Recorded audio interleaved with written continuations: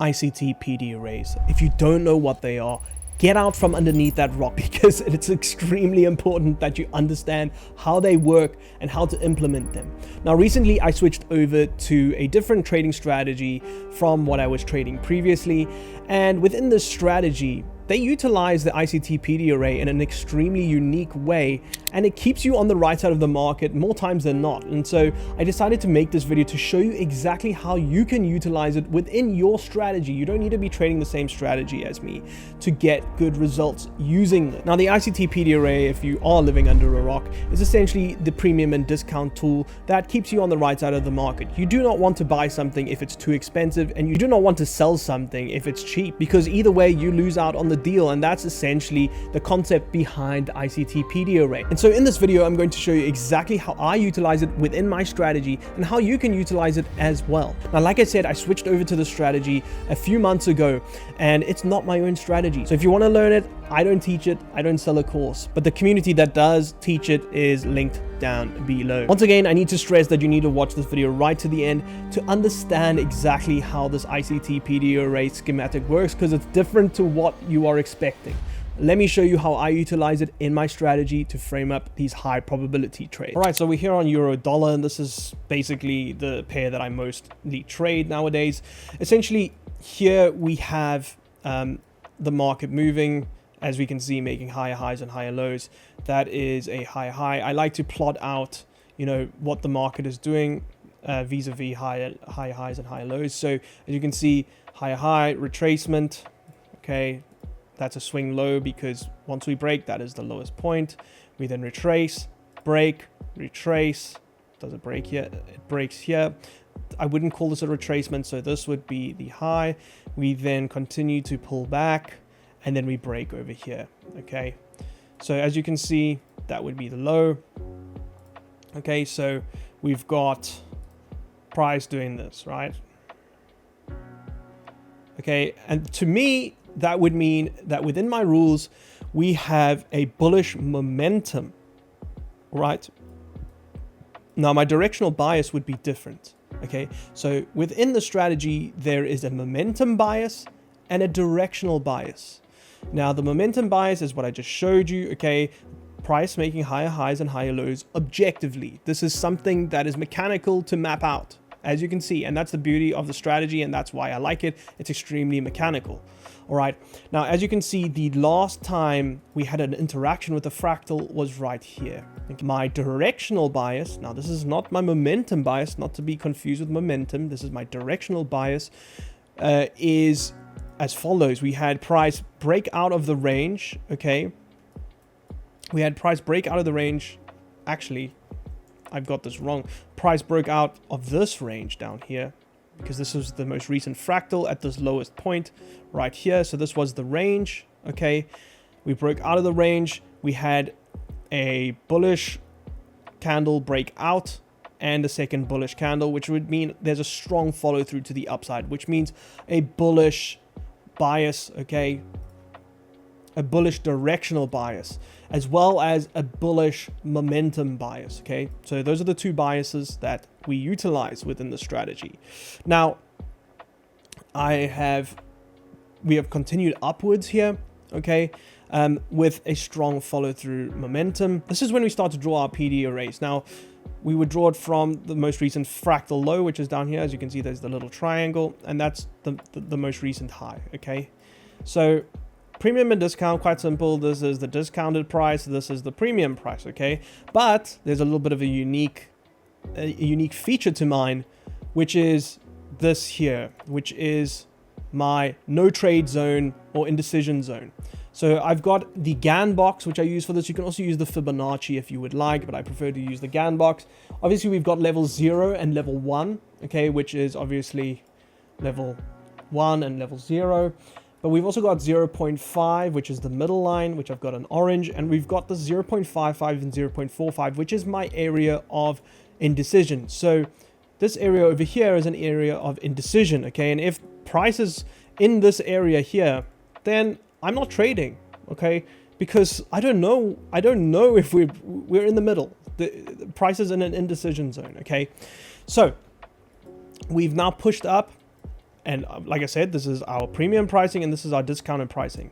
Now, what does the way that price broke out of this range tell us? So it broke out with a bullish candle here and with another bullish candle, which means that we have a strong follow through to the upside. That means, ladies and gentlemen, that we can buy here or buy here, okay? It doesn't matter because we've got the momentum. So we don't need to wait for price to retrace into discounted areas, all right? Whereas if, for example, this broke out and the next candle was bearish, that would say to me that potentially we're going downwards. And so I would only want to buy, I would only want to sell from premium pricing. Okay, I hope that makes sense. But because we've got 2 bullish candles and a third one as well, not that that's part of my rules, but that tells me that we've got enough momentum for me to just buy up here if I need to, because price is going to likely not necessarily retrace and come back up. I hope that makes sense. So essentially what I would do then is go down to the 15-minute time frame, because that's the lowest time frame that we execute from within this strategy. And once again, if you want to learn the full strategy, the link is in the description. It is not my strategy. It's a totally different community that I learned this from, but I implemented it because it's just freaking brilliant. Shout out to Scott Taylor at Evolution Markets. All right. So essentially we are now in premium pricing. Okay. Our momentum bias, okay, which is the higher highs and higher lows, is bullish, as well as the directional bias is also bullish with a strong follow through bias, which means that we can buy in premium if we want to. All right. Now, one thing that we need to have a look at real quick. Now, if you like the strategy and you like the way that I trade, I do post every single one of the trades. In the description below, there is a Telegram group, which is completely free, where I post all of my analysis and every single one of the trades that I take before I take it. I also give away free prop firm accounts in there every single week. So make sure you join that Telegram group if you're interested in getting all of my trades and analysis completely free, as well as snagging yourself free prop firm challenges just for being in there. Right, so on the 15-minute, as we can see, price has now come down, okay, and it has swept this low. And so once it's taken this liquidity, okay, we look for potential entries, okay, and we get that right here. So we get an extended, what we call an extended sweep. Now this sweep extended, all right, and we would enter potentially with our stop loss just above, just below this candle, and with our buy stop just above this candle, which swept the fractal low. Okay, we would want to look for at least 2 risk reward on this trade. Okay, because currently we can't get a 1 to 3 because that is the high. Okay, so we get at least a two risk reward, and according to my backtesting, and guys, you must backtest, it's very important, this is a higher probability trade. Okay, so we get into this trade and we take a loss on it. Okay, and that's totally fine, right? Losses happen within trading. Now, following this, okay, we have a sweep once again, but it is it is outside of our trading times. We have specific trading times, which are these gray boxes. All right, right here we got kind of close to, you know, hitting the target. Unfortunately, it goes in the opposite direction. I do not go break even. Okay, we've got again a sweep here. Okay, and it extends. Well, it doesn't extend. But this is valid for an entry long. All right, our stop loss will be just below.